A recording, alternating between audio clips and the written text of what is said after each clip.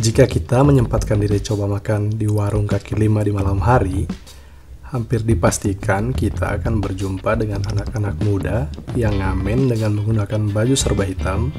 Bahkan lebih ekstrim lagi, ada yang menggunakan tindik di telinga, hidung, bahkan mulut dan lidah. Apa yang kalian pikirkan? Ya, anak punk. Jadi di episode sebelumnya kita telah membahas salah satu subkultur unik di dunia, yaitu Lasap di Kongo. Kali ini dalam Dunia Tak Terbatas, kita akan membahas dan menceritakan salah satu subkultur unik dunia lainnya, yaitu subkultur punk. So, tanpa lama-lama lagi, kencangkan volume kalian. Bersama saya iPulse, ayo kita bahas topik kita kali ini.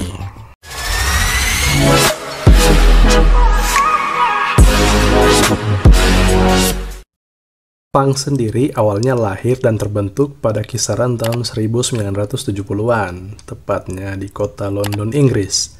Pada masa-masa awal punk terbentuk, subkultur ini didominasi oleh anak-anak muda yang berasal dari kelas pekerja di London itu sendiri.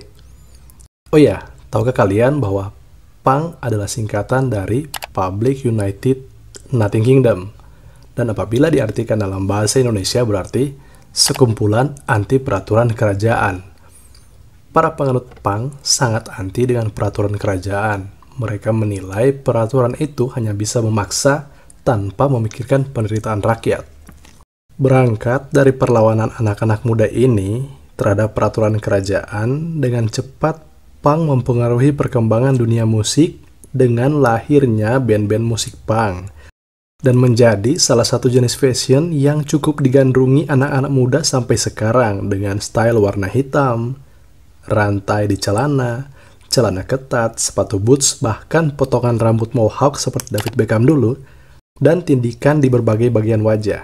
Punk sendiri menyebar dengan cepat sampai ke Amerika, sehingga dengan cepat pula mendunia. Bahkan punk masuk ke Indonesia pada tahun 1990-an. Dengan segala keunikannya dalam fashion dan musik, hal yang sangat disayangkan, citra subkultur punk seakan rusak dengan melekatnya citra anarkisme dan kekerasan.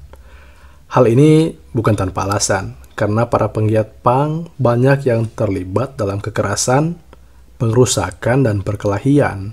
Sejak awal kemunculannya, para pelaku di dalam subkultur punk memang seringkali ditemui menjarah toko-toko kecil dan juga membawa senjata tajam, yang dianggap sebagai bentuk kebebasan berekspresi oleh para penganutnya. Tetapi sebenarnya masalahnya adalah tingkat ekonomi para penggiat punk itu sendiri, yang didominasi oleh orang-orang menengah ke bawah. Itulah yang menyebabkan atau menjadi pendorong mereka untuk melakukan kekerasan. Bahkan belakangan yang menggemari dan bergaya punk saat ini juga termasuk anak-anak muda dengan permasalahan keluarga dan kurangnya perhatian dan kasih sayang dari keluarganya, khususnya orang tua, atau mungkin biasa kita sebut dengan broken home.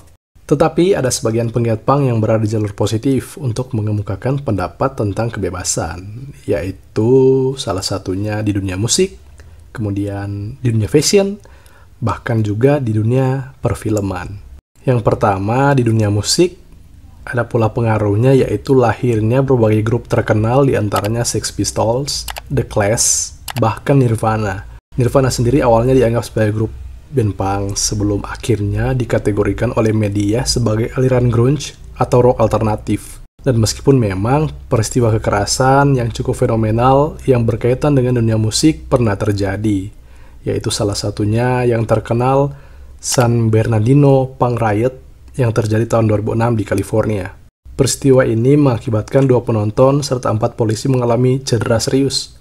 12 orang perusuh berhasil diamankan, dan kerugian material akibat kerusuhan ini senilai kurang lebih $500.000. Yang kedua, di dunia fashion, ada sosok Vivienne Westwood. Dia adalah salah satu sosok penting dalam perkembangan fashion pada sejarah punk itu sendiri. Vivienne Westwood merupakan seorang desainer yang membantu menghadirkan pandangan berbeda terhadap citra punk melalui karya-karya fashionnya. Meskipun memang jika kita berpenampilan punk akan sangat menarik perhatian orang-orang di sekitar dan memerlukan tingkat kepercayaan diri yang sangat tinggi. Sementara yang ketiga, di dunia perfilman, punk sering dimasukkan sebagai elemen pendukung dari sebuah film. Bahkan ada satu film yang penampilan punknya begitu ikonik, yang rilis tahun 2021, yaitu film spin-off dari Dalmatian milik Disney yang berjudul Cruella. Pasti kalian sudah nonton ya. Film Cruella ini begitu kental dengan vision punk. Lihat saja si sosok Cruella itu sendiri. Dan mungkin kalau ada film lainnya yang pernah kalian tonton dengan mengusung punk, baik sebagai elemen inti atau sebagai elemen pendukung, tolong tulis di kolom komentar di bawah ya. Selain Cruella, ada beberapa film yang cukup terkenal di Amerika yang mengangkat tema punk. Yang pertama, Punk Not Dead, yang rilis tahun 2007, yang menceritakan perkembangan musik di era 2000-an. Dan juga ada Punk The Early Years, yang rilis tahun 2003, yang menceritakan sejarah punk dan terbentuknya musik punk.